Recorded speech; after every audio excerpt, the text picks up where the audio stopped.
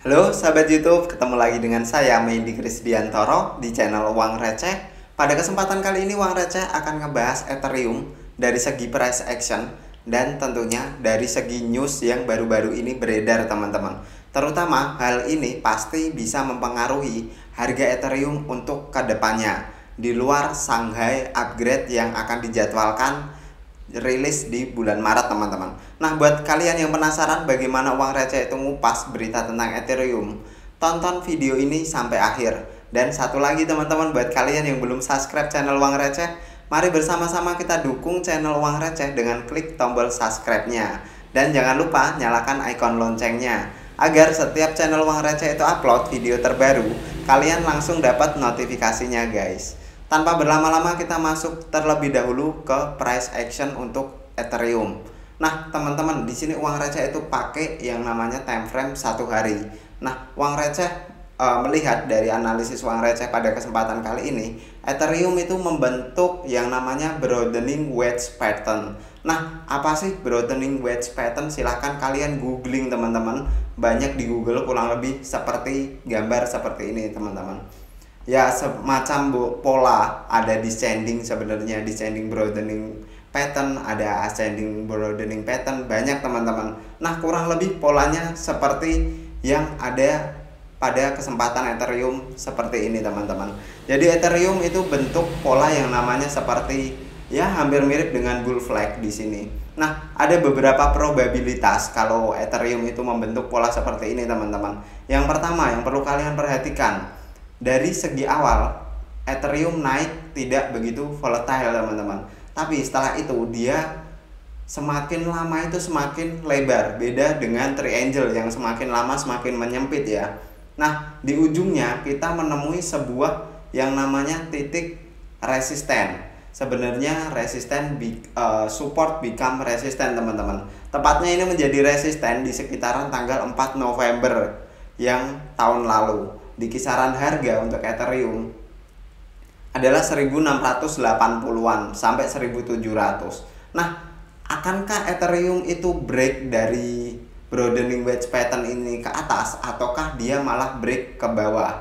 Nah, itu yang akan kita analisis. Jika Ethereum itu jatuh, kira-kira berada di posisi harga berapa kita untuk menentukan harga beli Ethereum teman-teman. Nah, jika Ethereum ini jatuh teman-teman, atau dia break ke bawah dari broadening wedge pattern ini, ada kemungkinan Ethereum akan mengunjungi titik terendahnya di kisaran harga 1500 teman-teman. Kenapa 1500? Berdasarkan pergerakan harga sebelumnya, ini sempat menjadi support teman-teman di kisaran harga 1461, yaitu pada tanggal 13 Februari. Nah, setelah menyentuh harga itu Ethereum kembali rebound ke atas. Artinya di kisaran harga 1460-an terdapat tanda atau terdapat dimension yang cukup kuat teman-teman, sehingga Ethereum bisa langsung naik di kisaran harga itu. Nah, posisi bawahnya lagi Uang Receh tidak melihat support yang begitu kuat, kecuali support yang berada di kisaran level 1327. Nah, ini adalah support bawahnya yang menurut Uang Receh cukup mampu juga untuk menahan pergerakan Ethereum ke depannya. Ini dari segi bawah ya teman-teman, jika Ethereum itu break ke bawah. Nah, dari segi atasnya Uang Receh akan mencoba cek untuk resisten Ethereum itu berada di posisi berapa. Nah, dari segi atasnya kira-kira Ethereum pada tanggal 11 September itu mencapai resisten di kisaran harga 1778 atau 1800-an.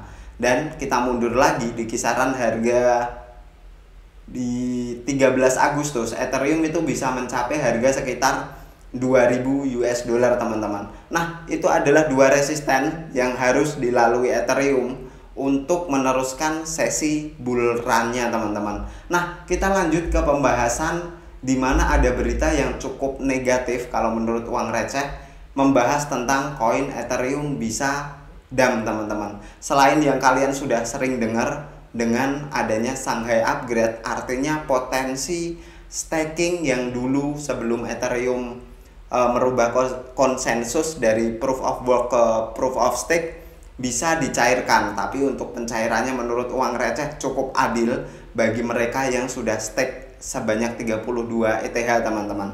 Nah, jadi proses pencairannya nggak serempak, nggak bebarengan, tapi ada limitnya teman-teman setiap hari, dan itu kurang lebih memakan waktu sekitar 2 tahun sampai semuanya itu clear dicairkan teman-teman.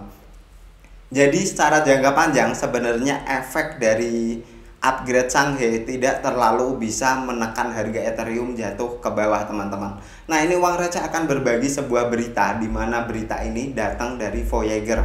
Nah, tentunya kalian tahu Voyager itu sudah bangkrut ya teman-teman di beberapa kesempatan tahun yang lalu, dan sempat menjadi FUD juga di dunia kripto. Nah, Voyager ini punya dana cadangan nasabah atau punya dana nasabah dalam bentuk Ethereum. Nah, dari berita Cointelegraph ini, sekitar tanggal 14 Februari bulan lalu, Voyager itu sudah mulai selling kripto milik nasabahnya untuk mengembalikan dana nasabah teman-teman. Nah, data ini bisa kita lacak sebenarnya lewat on-chain data atau lewat data wallet yang dilakukan oleh Voyager teman-teman. Nah, aset dari Voyager itu berupa apa aja? Setelah uang receh cek, ternyata Voyager itu paling banyak menyimpan asetnya dalam bentuk Ethereum. Nah, mungkin dari berita ini bisa sedikit menurunkan harga Ethereum teman-teman. Nah, pengaruhnya mungkin di situ ya. Nah, kita cek data dari wallet Voyager itu ada apa aja. Kita cek. Voyager kurang lebih itu punya 2 alamat wallet teman-teman. Dan jumlahnya kalau dirupiahkan sekitar 9,7 triliun. Untuk wallet pertamanya berisi 441 juta US dollar teman-teman. Dan di sini kalian bisa cek sendiri, untuk asetnya 98% adalah Ethereum senilai 432 juta US dollar dalam bentuk Ethereum teman-teman. Nah, di posisi kedua ada Avalanche sebesar 7 juta. Di posisi ketiga ada BNB sebesar 1.800.000, dan ada aset-aset yang nominalnya kecil teman-teman. Nah, kita cek di wallet kedua. Ini nominalnya cukup besar juga, sekitar 242 juta. Setengah dari wallet yang pertama ya teman-teman. Nah, untuk wallet yang kedua ini masih sama, aset yang paling besar adalah di Ethereum sekitar 241 juta. Sisanya ada di Phantom, terus ada Celo, dan jumlah lainnya itu nggak terlalu besar teman-teman, kecil.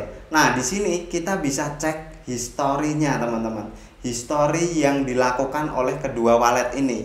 Ada rumor dari berita ini, itu si Voyager menjual Ethereumnya ke Coinbase atau si Binance teman-teman. Artinya jika sebuah wallet besar atau whale melakukan activity, dan itu activity-nya bukan sesama wallet private tapi melainkan ke walletnya exchange, ada kemungkinan dana tersebut mau dicairkan ke dalam bentuk USDT, USDC atau stablecoin yang lain teman-teman, untuk membayar nasabah yang sudah sempat pending. Nah, kurang lebih seperti itu ya teman-teman. Nah, kita bisa cek sebenarnya di history wallet ini. Kita cek dulu yang 441 juta. Dia melakukan di historinya seperti apa saja teman-teman. Nah, kita cek sebentar. Nah, di sini 1 hari yang lalu dia sempat mengirim Shiba Inu teman-teman. Shiba Inu sebesar 3.600.000 US dollar. Jumlah yang lumayan besar teman-teman. Ini juga ke wallet exchange, karena keterangannya Sen, mungkin Shiba Inu setelah ini juga akan ada yang namanya tekanan seller, tapi nggak terlalu besar-besar juga untuk walletnya. Sekitar kurang lebih ada 300 miliar Shiba Inu yang dikirim ke wallet teman-teman. Nah, di sini selain Shiba Inu apa aja sih yang dikirim? Kita cek terlebih dahulu. Nah, untuk wallet pertama ini cukup oke sepertinya. Ethereum belum terdeteksi keluar dari walletnya si Voyager ini. Kita cek dulu sampai ke bawah, adakah Ethereum.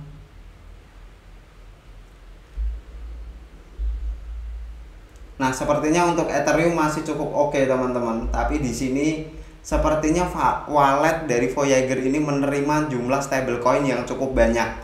Mulai di kisaran tanggal 22 jam yang lalu itu sebesar sekitar 10 juta USDC, dan 22 jam yang lalu masih sama sekitar 20. Nah, teman-teman, ini uang receh sudah sempat cek ke alamat yang satunya ya, yang ada saldo sekitar 240 juta sekian. Nah, kebetulan 1 menit sebelum uang receh cek tadi, teman-teman, kalian bisa lihat sendiri saldonya 242 juta, dan sekarang sudah tinggal 236 juta, teman-teman. Ini ada transaksi yang menurut uang receh cukup berbahaya dan tepat sekali, teman-teman, seperti perkiraan uang receh. Di sini 4000 ETH dikirim lagi dan lagi ke alamat wallet exchanger, teman-teman. Dan ini senilai sekitar 6.421 US dollar. Jumlah yang cukup masif untuk sebuah transaksi, teman-teman. Kita cek ke bawah lagi ya, dia melakukan. Nah, di sini kalian bisa lihat ada 2000 dan 1000 ETH dibuang dalam satu hari yang sama, tepatnya kemarin, teman-teman, 23 jam yang lalu. Kalian bisa lihat sendiri sudah ada 3000 ETH dikirim ke alamat exchange juga. Dan kita cek ke bawah, 2000 ETH dan 2000 ETH dikirim tanggal 28 bulan 2. Nah, kita cek atau kita cocokkan untuk tanggal-tanggalnya ya, teman-teman. Di kisaran tanggal 28, tanggal 1, tanggal 23, 28, dan tanggal 1 hari ini, teman-teman. Akankah besok ini harga Ethereum bisa cukup terkoreksi karena ulah Voyager yang mulai jual-jual barangnya, teman-teman? Nah, kita cek. Nah, sampai hari ini memang Ethereum belum begitu melihatkan dampak dari penjualan Voyager, karena penjualan Voyager juga dicicil. Voyager juga bukan orang yang bodoh, teman-teman, untuk langsung melepas sekitar 600 juta US dollar dalam bentuk Ethereum ke market. Artinya harga Ethereum bisa langsung drop dan tekanan seller cukup kuat. Kira-kira kalau ada 600 juta langsung dijual secara bebarengan, teman-teman. Kita cek Ethereum cukup mengalami pelemahan itu di kisaran tanggal 8 Februari. Ini kita tahu untuk si Voyager belum jualan mungkin di tanggal ini. Nah, kita cek mulai tanggal 21 itu Ethereum melemah, teman-teman, sampai kisaran tanggal 28. Nah, mungkin di harga-harga mulai tanggal 21 sampai 28 ini Ethereum meremah berkat Voyager jualan barangnya di market, teman-teman. Nah, seperti itulah untuk pembahasan uang receh pada kesempatan kali ini di Ethereum. Mungkin kedepannya kalian yang mau masuk Ethereum jaga-jaga dulu lah selagi Voyager ini jualan barangnya. Kalian tunggu dulu sampai harga bener-bener pas buat bisa entry, terutama kalian yang main di future.